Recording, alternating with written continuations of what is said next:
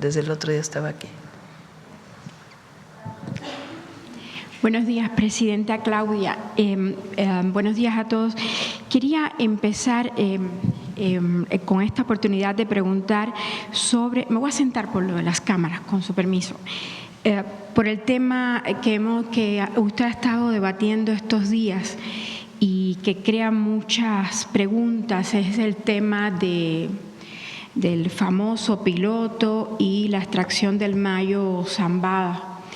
Después de lo ocurrido en Chihuahua, con este tema de la gobernadora panista y del rápido y furioso al que usted siempre nos menciona, y de las contradicciones sobre la participación del FBI en el caso del Mayo Zambada, o sea, estamos viendo la CIA en Chihuahua, el FBI en este caso, ¿puede garantizar que hoy ninguna agencia estadounidense está operando actualmente en México al margen de las autoridades federales, como ocurrió en Chihuahua? ¿Existe un registro completo de los agentes, de las actividades y de los contactos que tienen y que establecen con gobiernos estatales?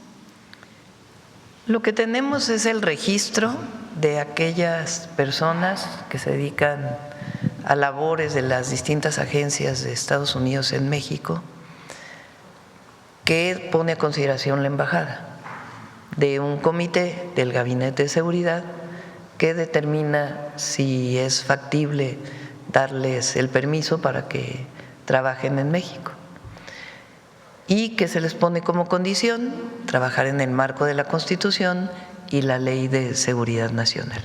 Esa es la condición. Si existe aún alguna otra persona, pues sería falta de la Embajada de Estados Unidos por no informarlo, o de alguna autoridad nacional que ha decidido participar fuera de este protocolo y de la ley, como fue el caso de Chihuahua. Pero hasta ahora hay un número importante de personas y ellos tienen que enviar un informe mensual, tal como lo dice la Ley de Seguridad Nacional. A ver si nos recuerda, Roberto, cuántas personas están en nuestro país que ha registrado particularmente el gobierno de los Estados Unidos. Presidenta, olvidé presentarme. Soy Aisa García del canal internacional Telesur. Mi segunda pregunta tiene que ver con esto mismo. Después del caso de García Luna, de Rápido y Furioso, y de las recientes investigaciones sobre la actuación de agencias estadounidenses en México, ¿considera usted que durante los gobiernos anteriores se desdibujó la línea entre cooperación y subordinación? ¿Qué cambió en su gobierno para garantizar que casos como el de García Luna no vuelvan a darse? Nosotros tenemos una política distinta a la que tenía por lo menos Calderón. Calderón abrió las puertas a las agencias estadounidenses para que hicieran operaciones de inteligencia, de planeación y de ejecución en nuestro país. Particularmente lo hicieron en su momento con la Secretaría de Marina durante ese sexenio y con la Secretaría de Seguridad Pública, que su titular era García Luna. ¿Qué diferencia tiene? Y esto es importante para todas y todos los mexicanos. Las operaciones que se realizan en nuestro país solamente las pueden hacer las instituciones mexicanas. No puede haber participación en operativos por parte de agentes o de personal de las agencias o instituciones del gobierno de los Estados Unidos, porque finalmente se cede soberanía.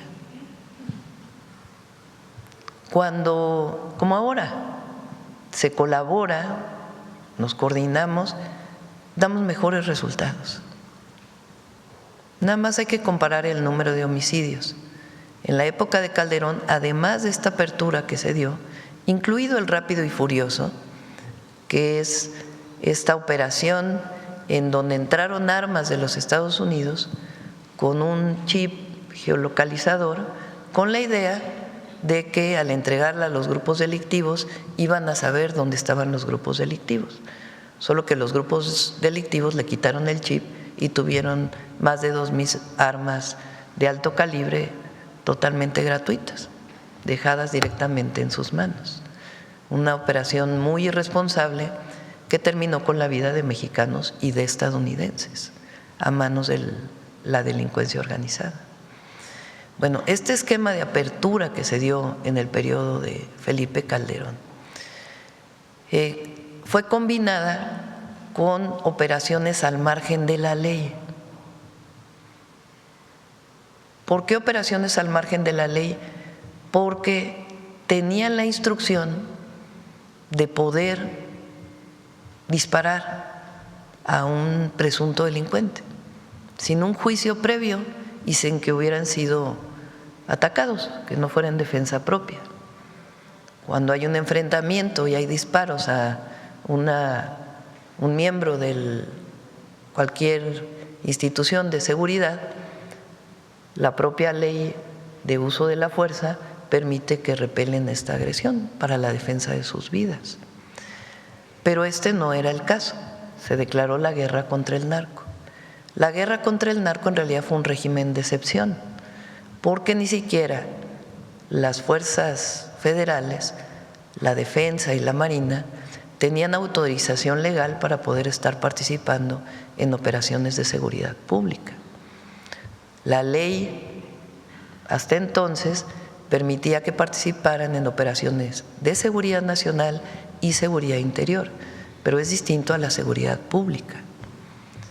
Entonces se trabajó con las fuerzas federales de defensa y de marina sin estar en el marco de la ley, por instrucciones del comandante supremo de las Fuerzas Armadas, que entonces era Felipe Calderón.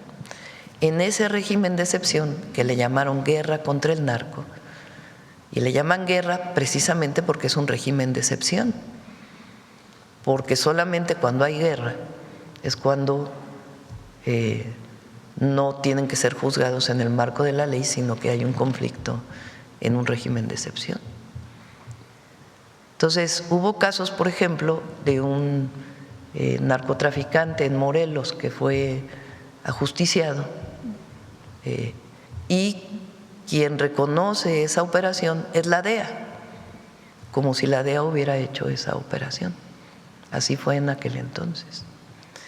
Cuando llega el presidente López Obrador, pide, dada la circunstancia de violencia que se había generado en el país, que el Ejército y la Marina sigan ayudando a la seguridad pública, solamente que envía una ley de seguridad nacional y un cambio en la Constitución, que es aprobado.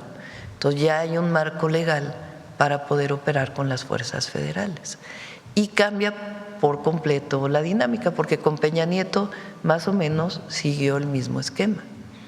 Cambia la dinámica, cambia la forma de atención de la seguridad.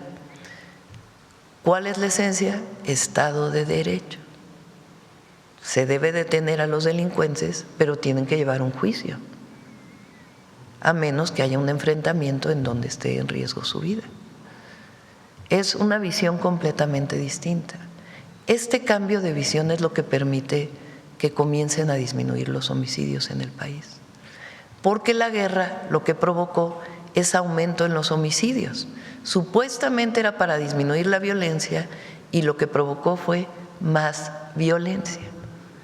A ver si está la gráfica de homicidios. Por una vez más la ponemos. Del 2012, o sea, cuando deja Fox la presidencia en el 2006, el número de homicidios en el país, homicidios dolosos, era 28 homicidios dolosos al día, 28.6. Cuando entra Calderón y declara la guerra contra el narco y permite que las agencias de Estados Unidos operen libremente, llegó en el 2012 a 70.9, más de 2 veces, casi 3 veces más homicidios de los que recibe. Entonces, ¿cómo que hay una guerra contra el narco? Supuestamente para pacificar al país para que no haya violencia y entregas el país con el triple de homicidios dolosos.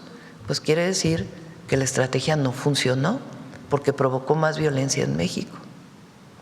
Cuando llega Peña Nieto hay una primera reducción y después vuelve a crecer y entrega el país con 100 homicidios diarios, casi 4 veces más que cuando Fox deja la presidencia.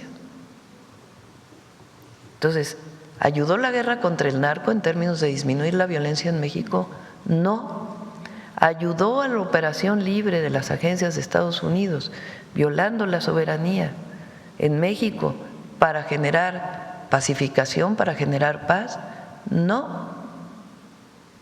Un dato claro, contundente, más homicidios.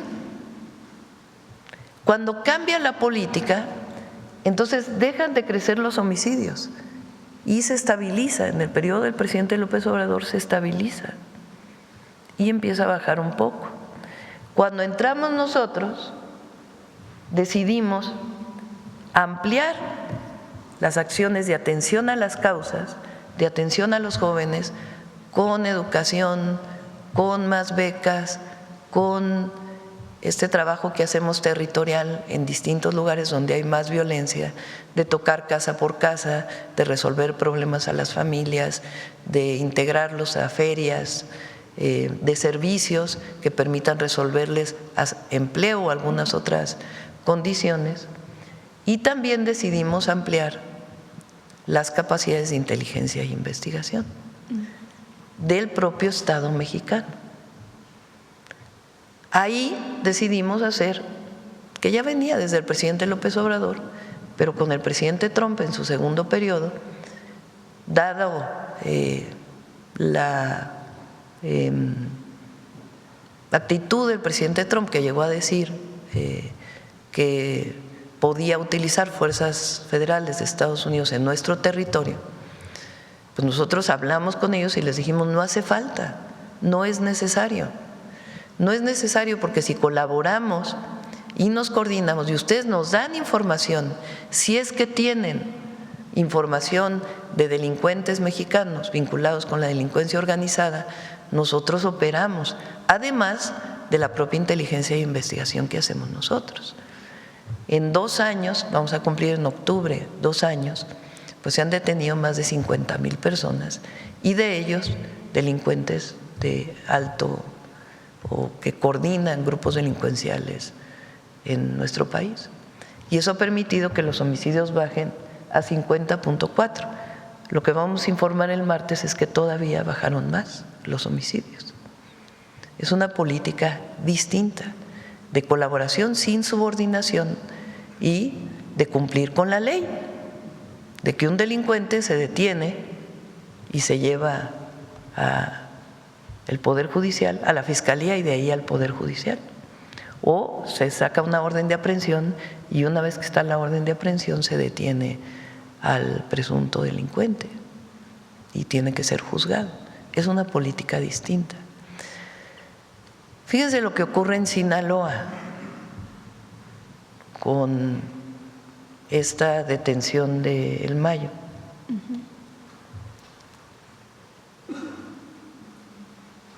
Lo que puede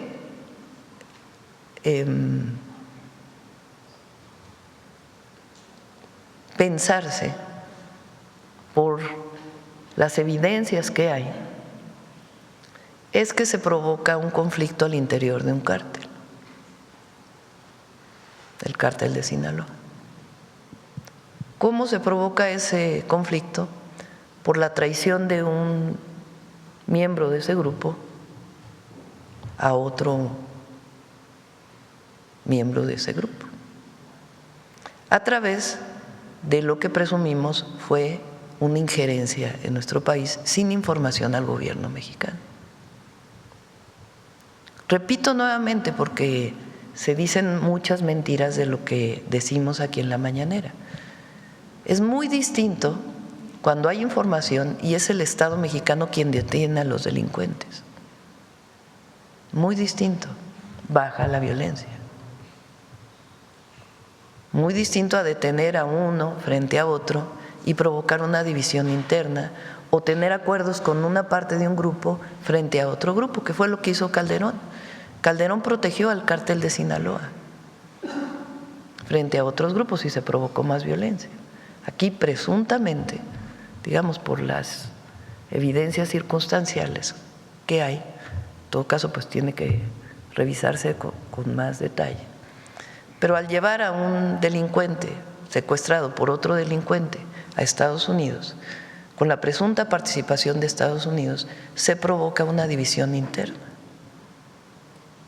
Y esa división interna genera mucha violencia en Sinaloa y en otras partes del país.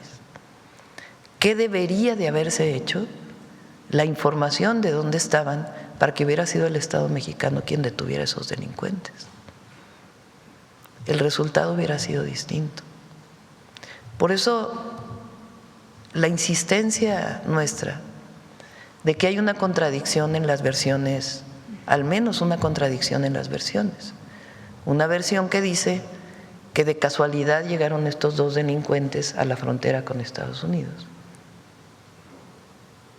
Y otra versión del propio FBI que pone la avioneta en la que llegaron en una feria como si fuera su operación.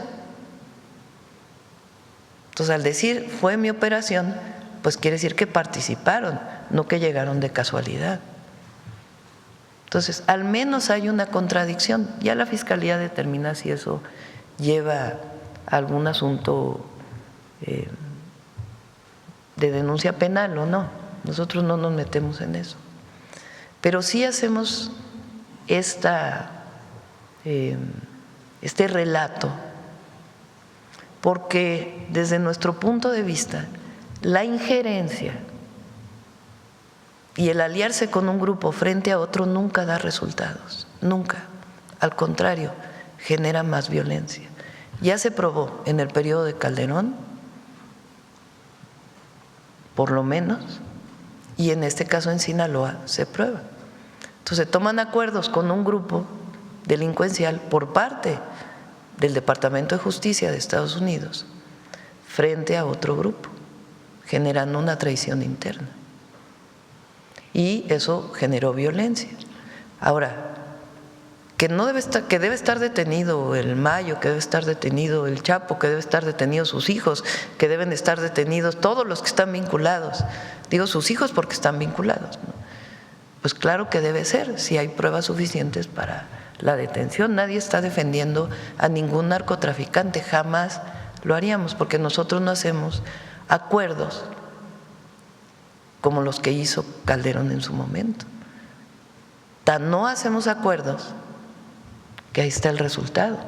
Tan no hacemos acuerdos que hemos detenido el Gabinete de Seguridad junto con la Fiscalía a funcionarios públicos que había evidencias de que estaban vinculados con un grupo delictivo.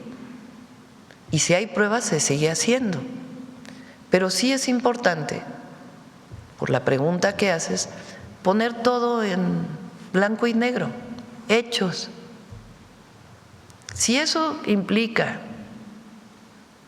una denuncia, eso ya no es asunto de la presidenta, es un asunto en todo caso de la Fiscalía. Pero sí es importante poner sobre la mesa qué fue lo que ocurrió en Sinaloa. Ahora, ¿qué hacemos nosotros ahora? Lo mencionó el secretario de Seguridad el martes que estuvo aquí, perdón.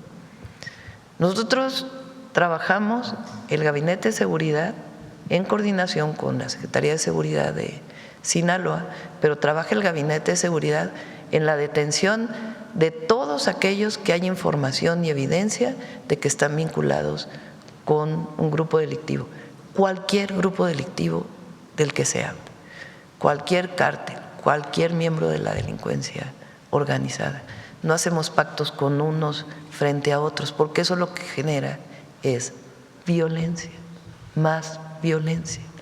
El Estado mexicano debe de actuar conforme a la ley, dentro del Estado de Derecho, y frente a la delincuencia organizada debe de actuar contra cualquier presunto delincuente, sea en un estado de la República o sea a nivel federal.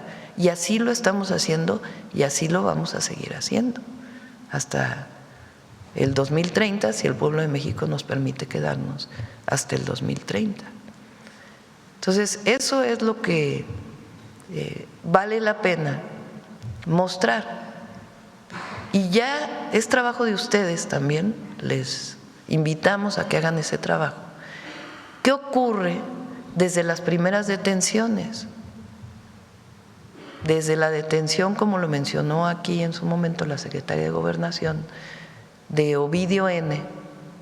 por el gobierno del presidente López Obrador, y se extradita a los Estados Unidos. ¿Qué ocurre desde ese momento hasta la situación actual? Vinculado también con lo que ocurrió de la llegada de estos dos delincuentes a Estados Unidos. Y que se esclarezca todo lo que tiene que ver ahí, que si el piloto, que si todo lo tiene que esclarecer la Fiscalía, que si qué pasó ese día, todo que se esclarezca. Nosotros no vamos a cubrir absolutamente a nadie, pero sí es importante que el llamado que hacemos también a las agencias de Estados Unidos, al gobierno de Estados Unidos, es mejor coordinarnos, es mejor colaborar, que los resultados siempre son mejores cuando colaboramos que cuando se actúa de manera unilateral, incluso violando la soberanía. Es mejor, mucho mejor, cuando se coopera. El estado de Chihuahua ha disminuido los delitos, pero hoy es de los estados que más homicidios tiene. Entonces, es mejor colaborar, es mejor coordinarnos con también los gobernadores de los estados, todos los 32, no importa el partido que sean, porque nosotros no politizamos lo que tiene que ver con la seguridad y la justicia. No debe politizarse y no lo hacemos. Y trabajamos muy bien con prácticamente todos los gobernadores. Hay gobernadores que quieren colaborar menos. Entonces el mensaje a Estados Unidos es ese. Es mejor colaborar, coordinar, como lo hemos hecho hasta ahora, porque se dan resultados. Ha disminuido, trabajando conjuntamente, en 70% la entrada de fentanilo de México a Estados Unidos desde que llegamos nosotros, por el esquema de colaboración e información conjunta que tenemos en el marco de respeto a nuestras soberanías. Ellos incluso han hecho incautaciones de armas, a petición nuestra, que estamos presionando permanentemente para que haya incautación de armas. Y también el llamado a que ellos actúen en su territorio, tanto en la atención a las causas, en el consumo de drogas, como en los grupos delincuenciales que operan en Estados Unidos, como el trabajo que nosotros hacemos. Ese es lo que hemos estado diciendo en esta semana. Y por qué es relevante cuando sale la noticia de que este mismo avión es expuesto como si fuera una operación del FBI. Porque entonces entonces sí fue una operación del FBI. No fue que no sabían, pues si lo exponen como una operación del FBI, pues sí fue una operación del FBI.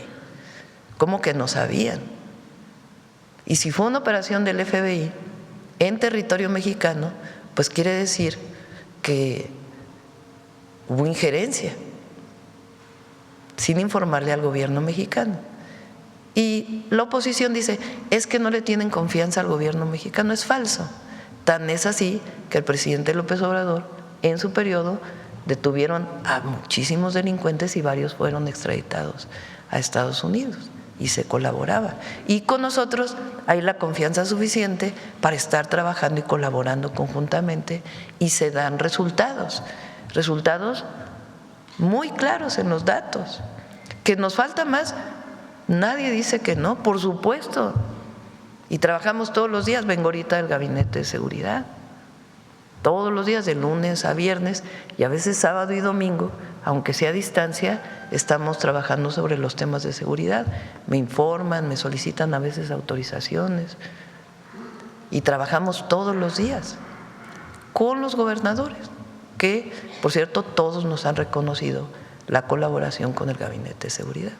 Y con Estados Unidos o con cualquier país del mundo, pero particularmente con Estados Unidos, por la frontera de 3,000 kilómetros o de más de 3,000 kilómetros, pues es muy importante que en el marco de la ley, en el marco del Estado de Derecho de México y de Estados Unidos, se colabore, porque entonces los resultados son mayores. En ese sentido, Presidenta, ¿cuál es la lección para el Estado mexicano después de ver que sí hubo injerencia y sí hubo violación a la soberanía y sí hay una supuesta relación entre los grupos delictivos que se combaten en México con estas agencias estadounidenses? Pues decirlo públicamente y decirlo también en las reuniones que tenemos con ellos. Presidenta, hoy usted va a recibir a la brigada de rescatistas que estuvo en Venezuela, sí, y que fue un ejemplo ante el mundo por la respuesta rápida de México. Más allá de los resultados de sus acciones, ¿qué mensaje da México al mundo con este apoyo a Venezuela? México siempre será solidario con todos los pueblos del mundo. Y cuando hay necesidad de apoyar, ahí vamos a estar. Esa es la enseñanza de nuestro pueblo y esa es la manera en que debe actuar siempre el gobierno de México. Y sí, hoy vamos a recibirlos. Donó la presidenta de Venezuela un perrito, un can, a esta brigada y va a estar ahí en el evento del Aeropuerto Internacional Felipe Ángeles. ¿Ha vuelto usted a hablar con la presidenta encargada de Venezuela? No he hablado personalmente, pero la Secretaría de Relaciones Exteriores está en contacto permanente para todo el apoyo que sigan necesitando. Presidenta, hay otro tema que me gustaría abordar, que es un tema de la reforma judicial, a propósito de algo que pasó en la Suprema Corte el jueves pasado. Y como que no he visto mucho ruido con eso, y usted siempre ha insistido aquí en esta mañanera en que uno de los objetivos de la reforma judicial es hacer más eficiente, más expedita la impartición de justicia y, por tanto, dar mayor certeza jurídica a los ciudadanos. La semana pasada, el jueves concretamente, vimos un asunto fiscal que permaneció varios meses en el Pleno y que finalmente la mayoría de la Suprema Corte, 8-1, consideró notoriamente improcedente. ¿Qué mecanismos deberían existir en el Poder Judicial? ¿Sobre qué caso exactamente? Un caso de un crédito de defensa. Un tema durante meses y al final. Y la pregunta es, ¿qué mecanismos deberían existir en el nuevo Poder Judicial para evitar que recursos que terminan desestimándose consuman durante meses el tiempo en los tribunales y retrase la solución de asuntos que son de alto impacto económico? Bueno, digamos que todavía estamos en el proceso de transición del cambio de las leyes del Poder Judicial, pero el cambio de las leyes, entre otras cosas, planteó que la justicia sea más expedita, que no sean estos largos procesos que llevan 20 años, sino que en el mismo año se puedan resolver los casos. En particular, este caso de FEMSA, la Corte lo que hace es el informe que me dio Luisa María. La Corte lo que hace es revisar la constitucionalidad o no de un acto. Es en general en términos generales su función. Entonces, aquí lo que ellos dicen es, el colegiado tuvo razón en, digamos, el mecanismo previo o el grupo previo a llegar a la Corte, la fase previa a llegar a la Corte da una sentencia. Si el particular se ampara, llega hasta la Suprema Corte. No todos los amparos llegan a la Corte, pero algunos de ellos sí pueden llegar a la Corte si es que se siguen los procedimientos por parte de los particulares, en este caso frente a un pago de impuestos que se había solicitado a esta empresa. Entonces la Corte lo que determina es que actuó bien el colegiado, que no hay nada que diga que está fuera de la Constitución la resolución del colegiado. Es, digamos, en el ámbito de sus atribuciones. Podría haber encontrado una falla en lo que determinó el colegiado y cambiar el resultado. No conozco con todos los detalles este caso, pero eso es lo que dice la Corte. Vale la pena este caso porque muchos empresarios que no estuvieron de acuerdo con la reforma al Poder Judicial, principalmente porque tenían relación ya con los ministros de contubernio diverso, dijeron, es que esta corte es la corte contra los empresarios. Y no, es la Corte de la Justicia. Se defendió a Feinstein. Entonces, pues sencillamente resolvieron a favor, en este caso, de un grupo empresarial, porque consideraron que no había algo que la resolución anterior implicara que había algo incorrecto. O sea, lo que están actuando es con justicia. Algunas veces actuarán a favor del SAT, en estos casos particulares, y en otros casos actuarán de acuerdo a los argumentos que puso la empresa. ¿Qué es lo que sustenta sus resoluciones? La ley y la interpretación conjunta, por eso hay 9, de si violaron la Constitución o no, o si la resolución fue en contra de la Constitución, si es inconstitucional. Entonces vale la pena para que se diga, bueno, sencillamente actuaron con la justicia. Y habrá otros casos que a lo mejor dicen, no, la resolución previa no fue la adecuada y hay que echarla para atrás porque sí viola o sí es inconstitucional. Permítame un tema rapidito, el último tema, y también los compañeros, es sobre las 500 especies que regresaron al lago de Texcoco. Me llamó muchísima la atención porque es en el mismo territorio donde se pretendía construir un aeropuerto. ¿Considera que este resultado confirma que cancelar ese proyecto del aeropuerto en Texcoco no solo fue una decisión económica y política, sino también una decisión histórica de recuperación ambiental? Llegaron 500 nuevas especies. A ver si hay una foto o un video del Parque Ecológico de Texcoco.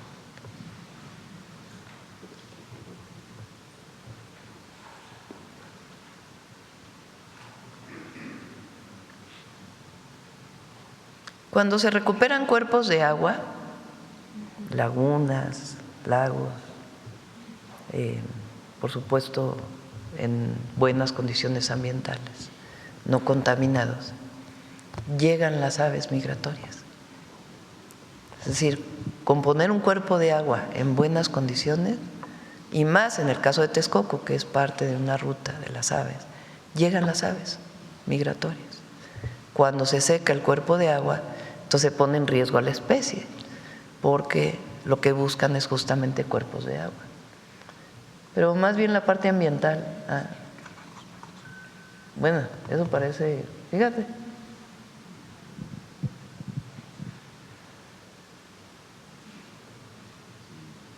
no hay la parte más ambiental. Por ahí hay muchas imágenes aéreas.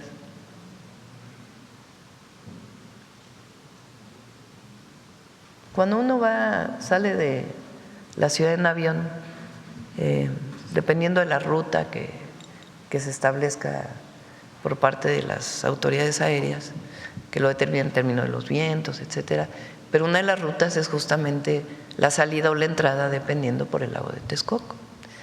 Y pues se ve prácticamente inundado. Y además algo muy interesante, lleno de vegetación. El lago de Texcoco tiene un suelo muy salitroso, porque el lago de Texcoco era salado en su origen.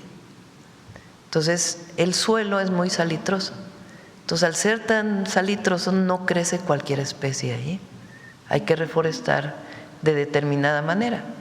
Durante años hubo el Plan Texcoco, que dirigía el ingeniero Cruikshank, cuyo objetivo era, dado que se había secado el lago de Texcoco, evitar las tolvaneras, porque hubo una época en los 60, 70 que la Ciudad de México tenía tolvaneras tremendas que venían justamente de la desecación del lago de Texcoco. Entonces creo que fue en la época de Echeverría, en el 76, si mal no me acuerdo, que decidieron hacer el plan Texcoco y pusieron a cargo de ese plan a un ingeniero especialista en agua, el ingeniero Krushank, que después tuvo muchísimos premios por su trabajo. Hizo terrazas que todavía se mantienen en muchos lugares para que se captara agua de lluvia y no hubiera tantos hundimientos, y también hizo la reforestación con algunas especies, pero no logró la reforestación completa. Y ahora no sé si es ingeniero Iñaki, que estuvo a cargo de el área natural protegida, logró la restauración ecológica de una buena parte de toda la superficie y tiene vegetación, que es algo extraordinario por la forma en que se plantaron los árboles con ciertas, digamos, esquemas en donde se pone otro tipo de suelo, entonces empieza a crecer el árbol y luego ya puede seguir creciendo, o especies particulares que sí pueden crecer en suelos salitrosos. ¿Qué hubiera pasado si ahí hubiera habido un aeropuerto? Pues dos temas. Uno, toda esa agua que vemos ahí hubiera tenido que salir, que ni modo que tuviéramos un aeropuerto inundado. Esa agua no es que esté llegando de algún lado en particular, es sencillamente haber dejado las condiciones y con la lluvia se llena. Y con algún saneamiento de ríos que también hay alrededor. Entonces, esa agua la hubieran tenido que drenar hacia algún lado, porque si no iba a haber un aeropuerto inundado. No es trivial el dren de esa zona porque justamente Texcoco es un vaso regulador de la cantidad de agua que cae en el Valle de México. Entonces, ¿a dónde iban a mandar esa agua? Pues no estaba muy claro. Eso es el primer problema. El segundo problema, pues, es que aves migratorias, pues, mucho menos iban a llegar ahí. Iba a haber, pues, una migración de las aves a otros lados o sencillamente dejarían de migrar porque no había cuerpos de agua. Y el tercer problema es que esa zona se hunde por la extracción de agua en pozos que están alrededor. Entonces, imagínense, lluvia más hundimiento del suelo, pues más capacidad de almacenamiento de agua. Entonces, técnicamente, digamos que la ingeniería puede resolver prácticamente cualquier cosa, pero el estar drenando permanentemente el agua pues iba a ser carísimo y además ¿a dónde la iban a llevar? No estaba claro. Entonces, por eso durante muchos años, desde que Fox planteó el aeropuerto en Texcoco, nos opusimos.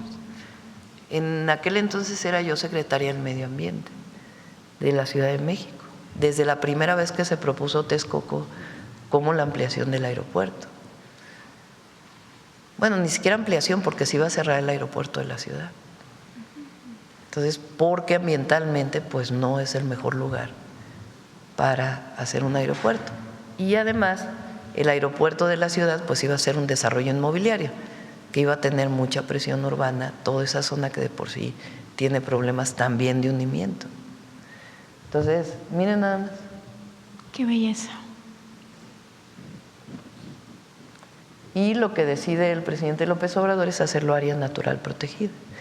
Ahora lo que estamos haciendo es que muchas áreas que se hicieron para el disfrute de las personas pues estén en actividades permanentes, y queremos hacer también unos puentes peatonales que van particularmente de Neza, de Ciudad Neza, hacia el parque, porque hoy está dividido por la carretera Texcoco. Y entonces tienen que dar una vuelta muy, muy grande para poder acceder al parque. Entonces estamos viendo la viabilidad de puentes peatonales que permitan llegar de manera directa a las familias. Muy largo.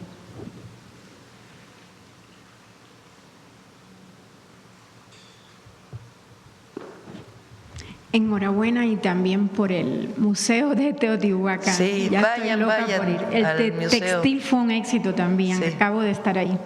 Gracias, Presidenta. Gracias. Bueno, a ver más por acá. No, los 40 me los aventé yo. Acá. Buenos días, Presidenta. Yusbel Carolina, de Código Libre. Presidente, usted hace unos minutos acaba de comentar que se trabaja conforme a la ley frente a la delincuencia organizada. Con respecto a esto de la detención del piloto, que llegó al Mayo Zambada, también ha comentado que esto se encarga la Fiscalía. Sin embargo, cuando ocurrió la entrega del piloto y de otros 20 y pico narcotraficantes en su momento, esto fue bajo la jurisdicción de Seguridad Nacional. Entonces, ¿ustedes sabían la entrega de este personaje o por qué lo entregaron? Usted dice que es de la Fiscalía, pero como esto ocurrió bajo la Seguridad Nacional, ¿qué nos puede decir? Si tienen más detalles para nosotros de ello. Yo le diría al Gabinete de Seguridad, vienen el martes, pueden explicarlo, y a la propia Fiscalía que pueda explicarlo. Quien decide los envíos fue el Gabinete de Seguridad, el Consejo de Seguridad Nacional, y ellos hicieron las evaluaciones de cada una de estas personas. Entonces, ya la Fiscalía o el propio Gabinete de Seguridad, que muchos de ellos son miembros del Consejo de Seguridad Nacional, pueden explicar en particular sobre este piloto. Esperamos el martes con ellos sí, que nos por den favor, más detalles. Y ellos ya lo pueden fue parte explicar. De seguridad. Sí. Ok, Presidente, en otro tema, usted ya ha comentado sobre la postura con Perú. Sin embargo, ayer también la presidenta Keiko Fujimori reiteró que desea retomar las relaciones entre Perú y México. ¿Tienen intenciones México de reabrir? Sí, tenemos intención de recuperar la relación con Perú. Nosotros no rompimos esa relación, la rompieron ellos decidieron, y qué bueno que tenga deseos la presidenta hoy electa.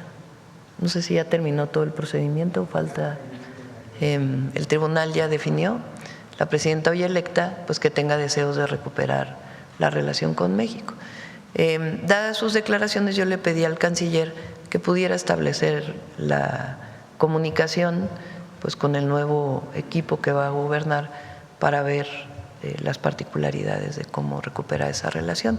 Vale la pena, por cierto, la mañana te mandé una nota sobre Castillo, a ver si la puedes poner.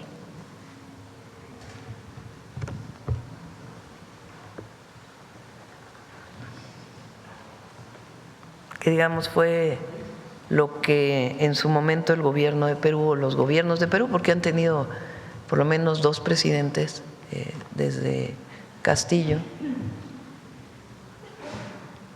3 presidentes, 3.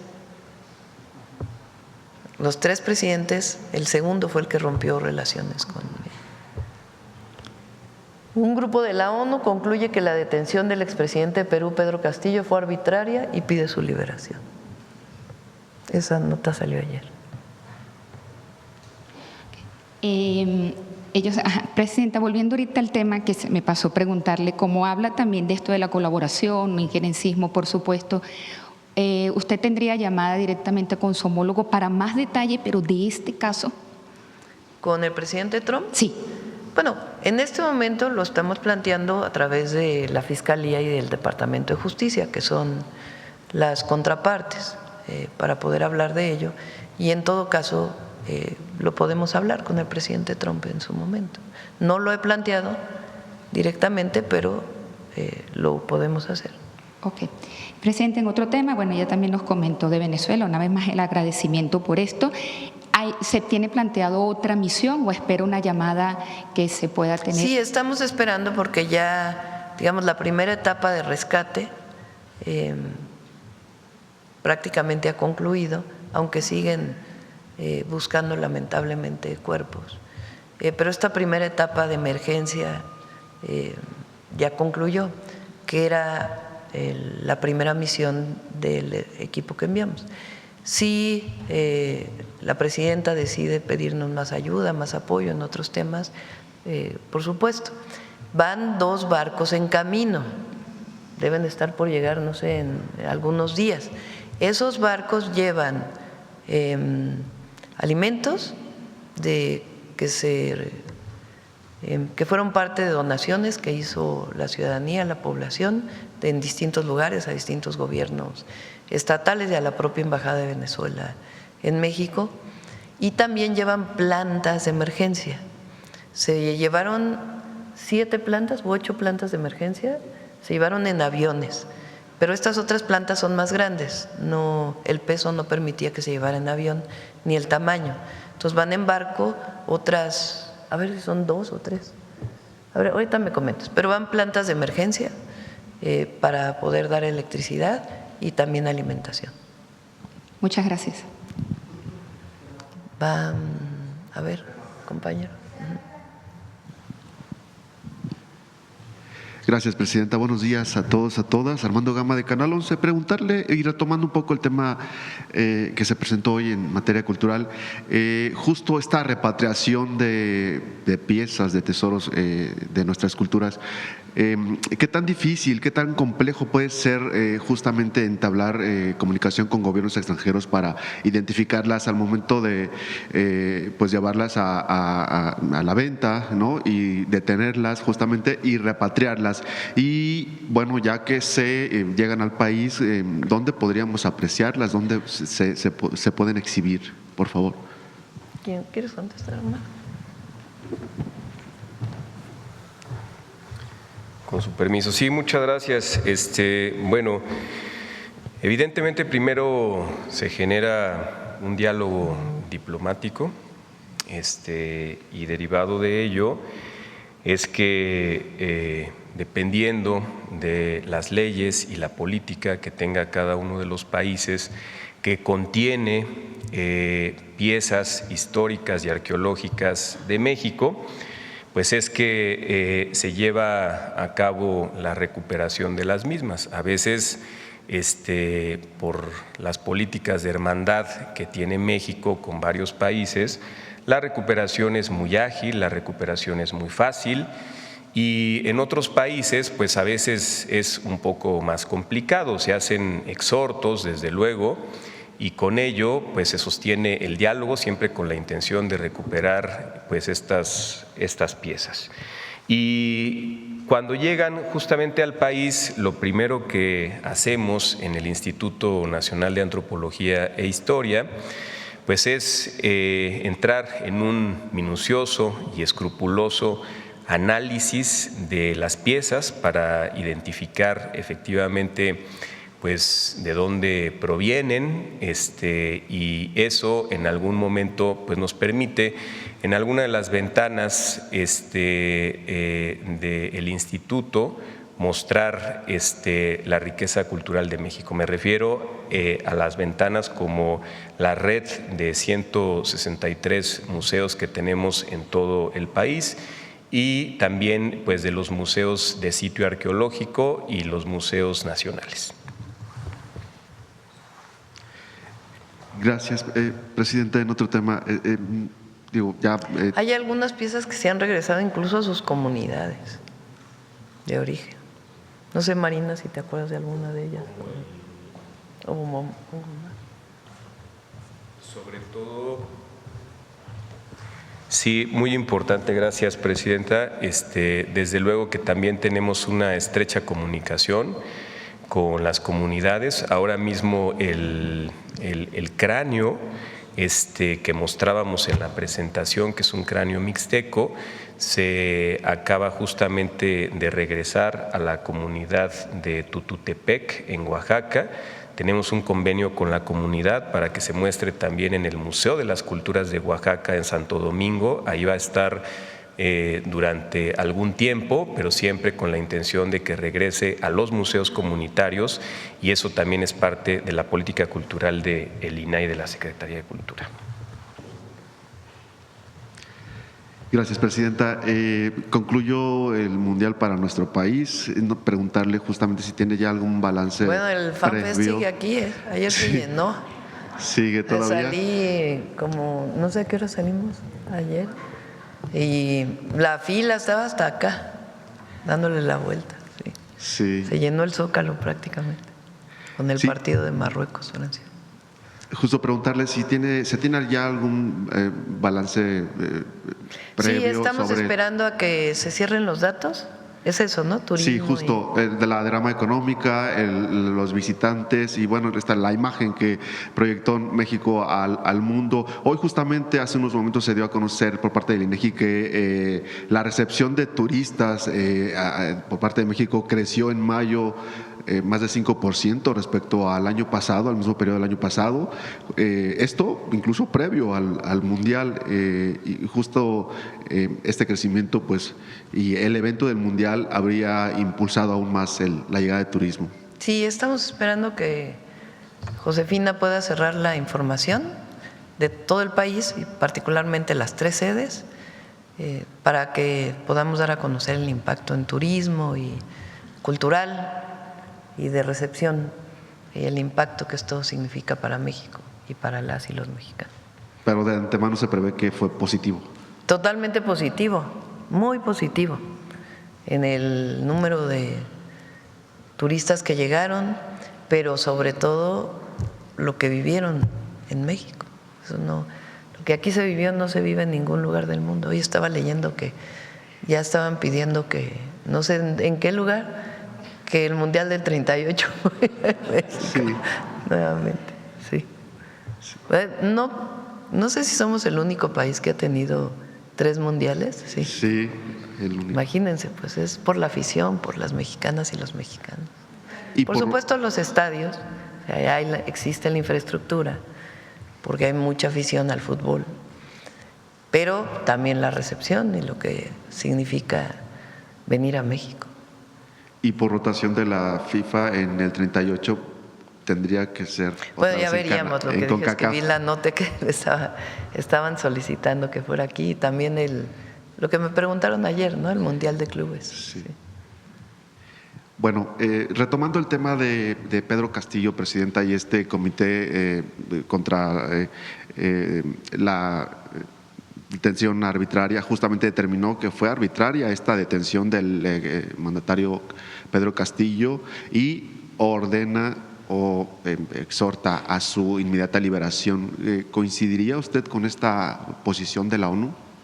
Sí, de hecho la manifestamos desde el principio, porque consideramos que fue una detención arbitraria, porque ni siquiera cumplió con las propias normas y leyes para la destitución de un presidente, de acuerdo al número de votos que se tenían que tener en el Congreso. Es tan sencillo como eso, ¿no? Además de otras consideraciones, pero particularmente eso. Por eso nosotros siempre planteamos que era otra la intención de la detención y que no tenía una justificación jurídica, legal. Vamos a ver ahora la presidenta electa qué opina de este tema, cuál va a ser su posición. Pues nosotros dijimos, nuestra posición va a seguir siendo esa, no va a cambiar, pero por supuesto que deseamos que se retomen las relaciones con el Perú. Gracias, presidenta. Buenos días a todas y a todos. Buenos días. A ver, de este lado. Acá. Gracias, presidenta. Alberto Marroquín Espinosa, de esa hora AM de Querétaro y 10am.mx. Presidenta, en las últimas semanas se ha reavivado el debate sobre la protección del patrimonio cultural mexicano, como lo estamos viendo ahorita. Y durante el Mundial incluso hubo una ola de memes en redes sociales haciendo referencia al Museo Británico y a la importancia de proteger el patrimonio de México. También recientemente vimos a Madonna mostrar una obra de Frida Kahlo que forma parte de su colección privada.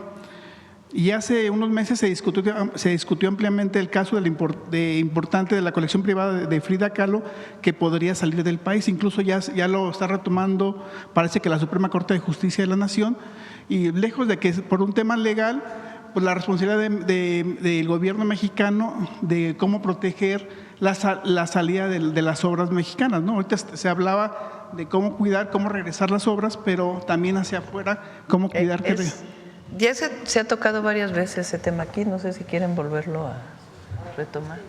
Sí. Muchas gracias. Muchas gracias por la pregunta, porque creo que se están mezclando temas y es muy importante aclararlo. Lo que presentamos aquí de la colección Gelman se reitera nuevamente. La colección es privada, por protección de patrimonio por la ley, solamente puede salir 2 años por la ley de aduanas.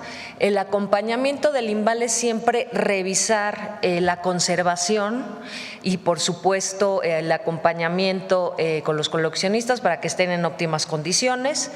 Y esta exposición, que termina ya a finales de la siguiente semana, se ha mencionado ya en muchas ocasiones que regresa a los 2 años, en el 2028, y justamente en este término va a regresar a otro estado, que va a ser en Nuevo León, en Monterrey, que va a estar en el Museo Marco, que lo estamos anunciando también la siguiente semana se ahondará, pero está regresando, ya tiene una sede puntual, como se acordó, ahora se va a itinerar en Nuevo León. Lo que mencionas de lo otro, de la Suprema Corte, es distinto. Ahí lo que se está hablando es de una petición para que una obra se pueda exportar definitivamente, y está hablando justamente de que el INVAL ha protegido y ha negado que eso pueda ser una exportación definitiva, porque nuestra vocación es la protección del patrimonio y tiene que ver con que está catalogado como patrimonio. Entonces, son cosas distintas. La colección Gelman va y regresa, es privada, pero tiene protección, se regresa y va a estar en Nuevo León. Y lo otro es justamente al revés. Nosotros, desde la Secretaría de Cultura, a través del INVAL, lo que hicimos fue negar, en ese caso específico, que esa obra pudiera exportarse definitivamente. Entonces, en ambos casos estamos cumpliendo con la protección de las obras que tienen patrimonio y con la vocación, que es justamente la preservación, revisar que estén en óptimas condiciones. Entonces, creo que era importante hablar y diferenciar en ambos casos. Gracias, Presidenta. ¿Quieres comentar algo? Gracias. Bueno, también aprovechando, también en Guanajuato se lleva a cabo el Festival Internacional Cervantino. No sé si por año ha sido un éxito, ¿no? O sea, de talla mundial. ¿Cómo duplicar o cómo replicar ese tipo de ejercicios en otros estados, y aprovechando también obviamente la obra del Tren México-Querétaro por ese corredor que puede ser muy importante para temas de cultura? También es una muy buena pregunta, porque, bueno, sí, el Festival Internacional Cervantino es un festival de la Federación, de la Secretaría de Cultura, que se hace en colaboración con el Estado. Este año cumple 54 años, recién se anunció. Nada más destacar que la diferencia de este año es que estamos dando prioridad a la invitación de los estados. Anteriormente era un estado y un país invitado. Ahora ampliamos la invitación como parte de una política de circulación y de visibilidad de la escena nacional, no solamente de un estado, sino de lo que es México en el mundo.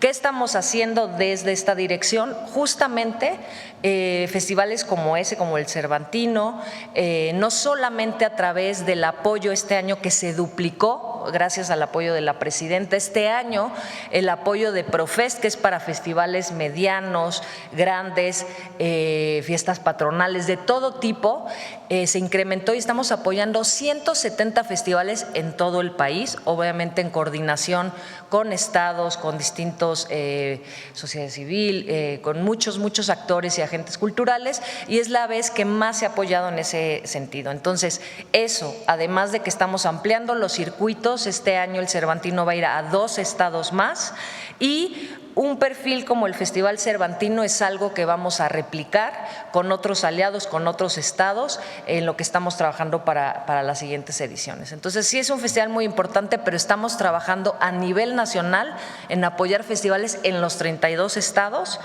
Y también, como han visto, hemos hecho muchos masivos que tienen otra lógica, que son festivales cortos, pero que generan una derrama muy importante y una visibilidad turística espectacular. El que hicimos en Veracruz llevó una derrama nada más de 400 millones de pesos por un fin de semana. Acabamos de tener uno en el Estado de México. El próximo 15 de julio, y bueno, no voy a decir el cartel, Presidenta, pero vamos a estar en Puebla, vamos a tener un concierto masivo de música electrónica para jóvenes.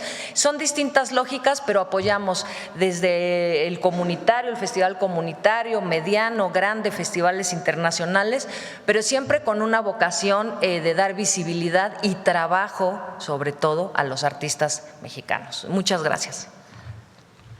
Gracias. Presidenta, nada más para cerrar, ya nos había ofrecido que iba a venir la secretaria de Buen Gobierno y Anticorrupción para hablar sobre la visión sobre el servicio profesional de carrera Sí. y la secretaria también de Tiene Medio varios Ambiente. temas, Raquel, pendientes. Y la secretaria de Medio Ambiente también para hablar sobre los temas de áreas naturales protegidas, como en el caso de Querétaro de Peña Colorada, y sobre todo pues ese ataque mediático que ha sufrido la secretaria de Medio Ambiente. Sí, las invitamos la próxima semana. Me comprometo a que venga Raquel y Alicia. Muchas gracias. Vamos de este lado, a ver, la compañera. Buenos días, Presidenta. Bertalicia Galindo, Alcanzando el Conocimiento, Noti 13 y Luces Mañaneras. Bueno, pues hay algunos temas. Justo ahora que trajeron, están haciendo esa recuperación de piezas arqueológicas.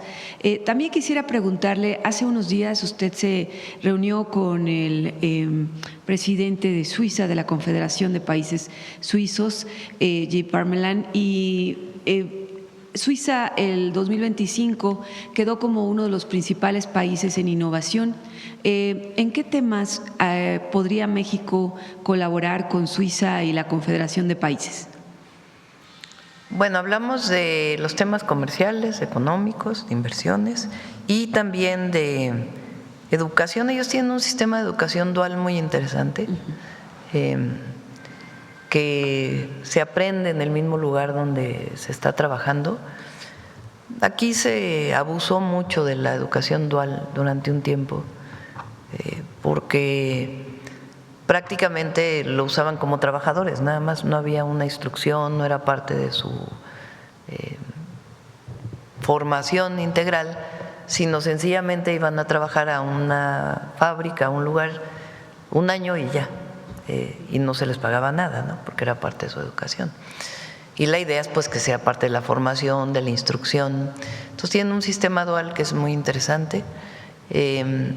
Hablamos también, estuvo Claudia en la reunión, hablamos también de intercambio cultural y también de innovación. En Suiza hay un acelerador de particulares muy, muy conocido, que es el CERN, que a partir de ahí salen muchísimas investigaciones. México tiene investigadores en el CERN y hablamos de continuar con este trabajo, además de otros trabajos de innovación e investigación con distintas universidades suizas. ¿Y se va a trabajar con algunas secretarias? Bueno, ya se está trabajando con la de Cultura. Estuvo Rosaura, estuvo Claudia, y en educación no estuvo Mario en la reunión, pero también la idea es colaborar con Suiza. En otro tema, Presidenta, hace unos días tuvimos una entrevista con el representante sindical, uno de los representantes sindicales del POLI, quien expuso demandas presupuestales y demandas laborales de los maestros en activo, pero también nos dijo que no se le ha pagado la prestación o gratificación por jubilación a más de 700 jubilados del Politécnico. Y bueno, pues es un asunto de las pensiones que tienen que ver con el POLI. ¿Tiene usted conocimiento del retraso de estos pagos o si los maestros, o sea, alguna solución para este tipo de temas que están generando? Lo está viendo el secretario de Educación Pública y el subsecretario de Educación Superior. Yo quisiera que en todo caso ellos pudieran emitir un boletín, porque tiene sus particularidades esta compensación, digamos, que tenían.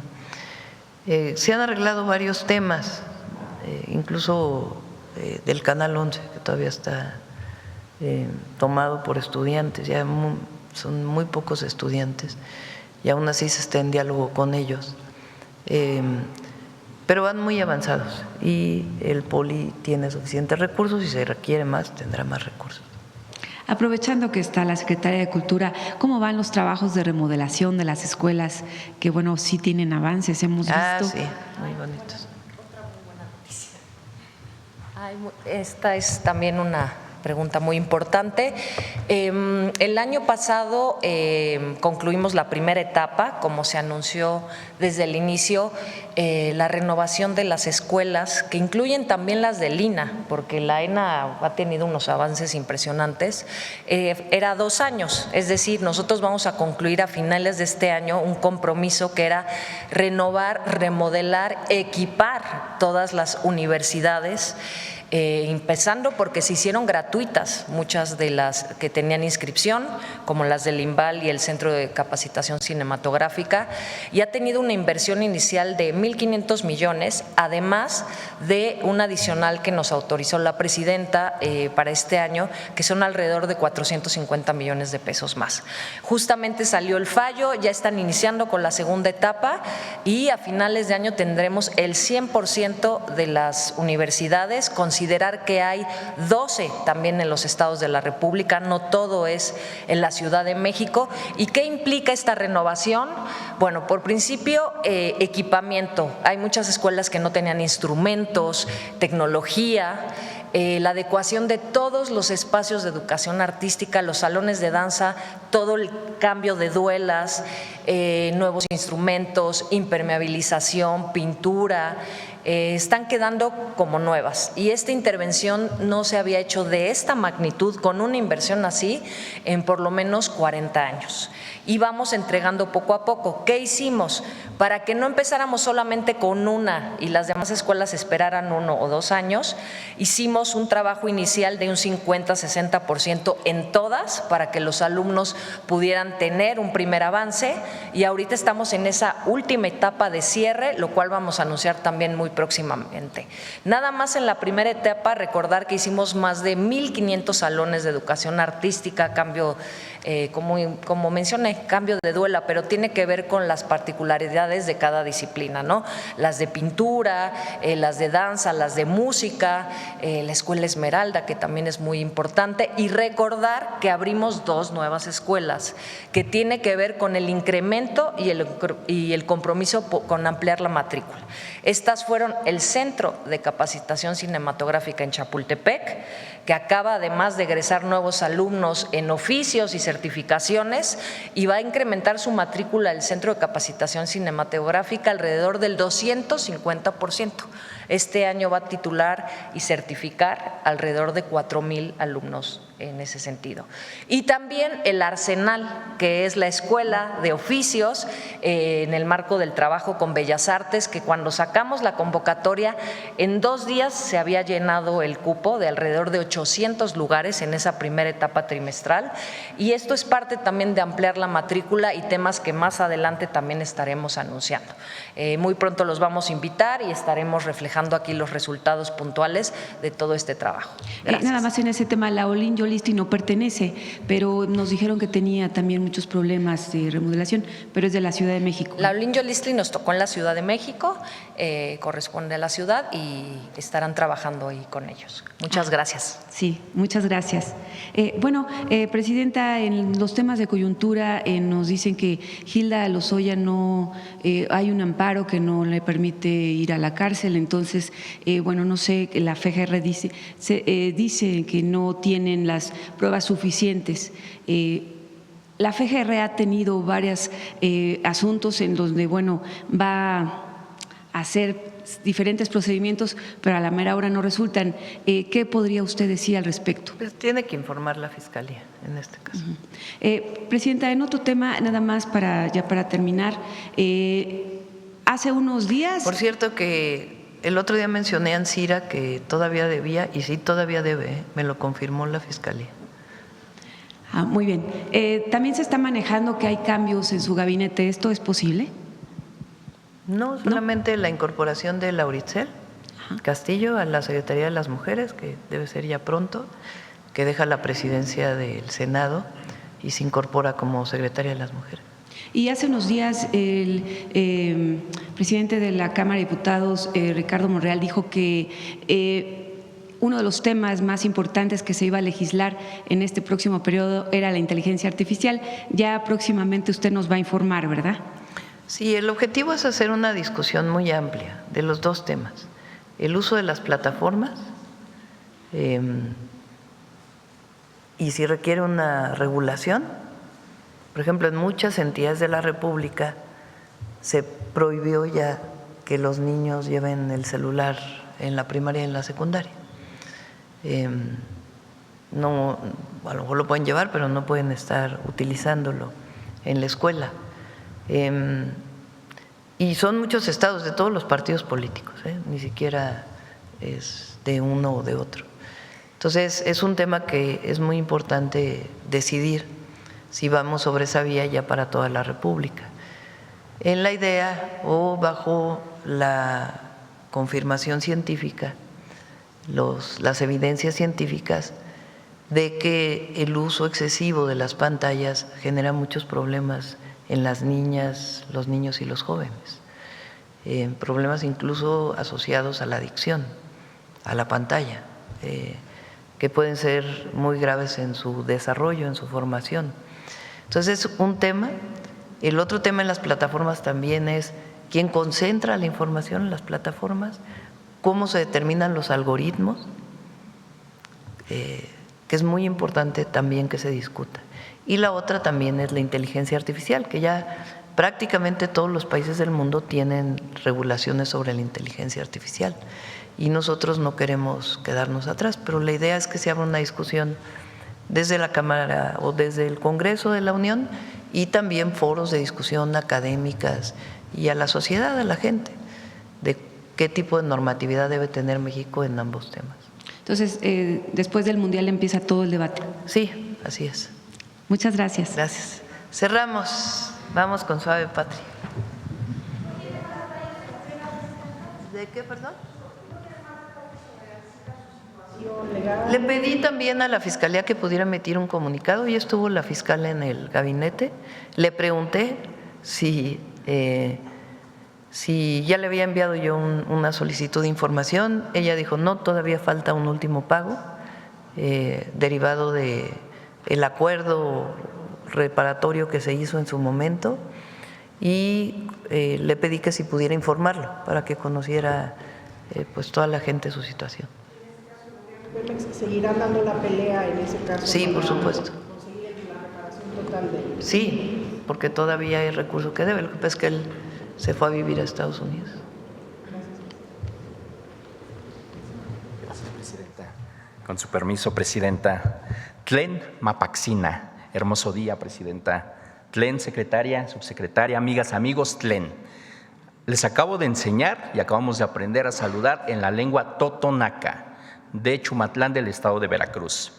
Muchas gracias por quedarse un viernes más a este piloncito de la semana que es Suave Patria, donde sabemos todas y todos que es un espacio donde invitamos a descubrir a nuestro país a través de los sonidos y en esta ocasión muy especial la música de los pueblos originarios, que es un sincretismo entre la voz de nuestros ancestros fusionado con la imaginación de las nuevas generaciones. Porque en México la música es una forma de expresar sentimientos, contar historias y transmitir la cultura de nuestros pueblos originarios. Y aunque a veces pensamos que las melodías tradicionales son una pieza de museo para el oído, la verdad es que nos equivocamos, porque la realidad es que son expresiones que dialogan con el presente. Por eso, la música en lenguas indígenas mantienen vivas sus formas de mirar al mundo, de recordar a las abuelas, a los abuelos, pero sobre todo enseñar a las niñas y los niños la identidad, quiénes son y de dónde venimos. Para muestra, basta un botón. Por favor, veamos el siguiente video.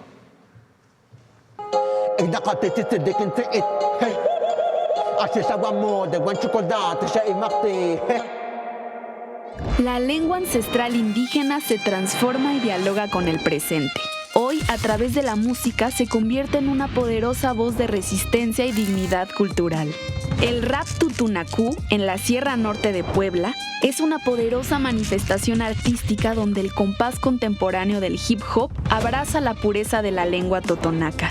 Un testimonio vivo de que las raíces más profundas de México siguen firmes, rompiendo toda barrera y alzando con fuerza la voz.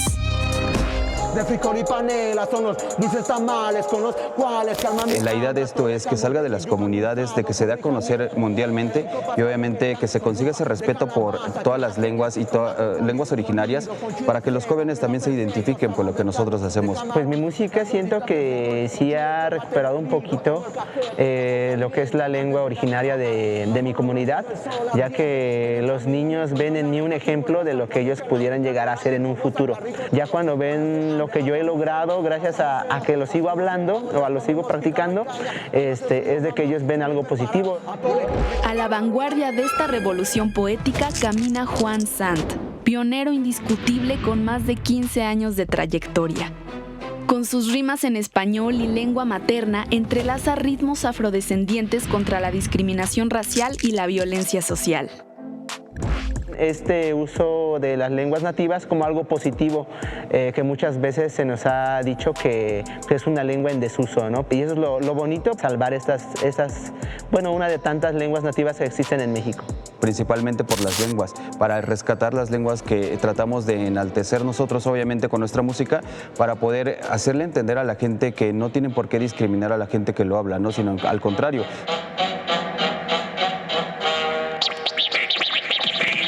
El rap tutunacú no es solo música, es poesía narrativa, memoria viva y latido indomable de nuestras raíces. Una voz que cruza generaciones y que hoy resuena más fuerte que nunca, reivindicando la dignidad de nuestra diversidad cultural. Acabamos de ver como Juan Sant, pero también tenemos a muchas más amigas y amigos como Jama Kasim, La Murga Xicot, Cecilia Rivera, por nombrar solo algunos. Y ellos muestran que la música en las lenguas indígenas está viva y participa en plataformas y escenarios contemporáneos. Por eso, desde Suave Patria, reconocemos a quienes cantan, componen y crean en sus propias lenguas. En su toma de protesta, una gran mujer lo dijo: promoveremos los derechos culturales y las lenguas indígenas. Y aquí está el espacio. Contamos con programas, contamos con una iniciativa de ley. Y de verdad, no me imagino qué está por venir, Presidenta. Por eso los pueblos cantamos y en sus cantos no se quedan solamente en el tiempo. Circulan, caminan, se transforman, porque hoy esto es México. Tlan Mapacatzina. Muchas gracias, Presidenta.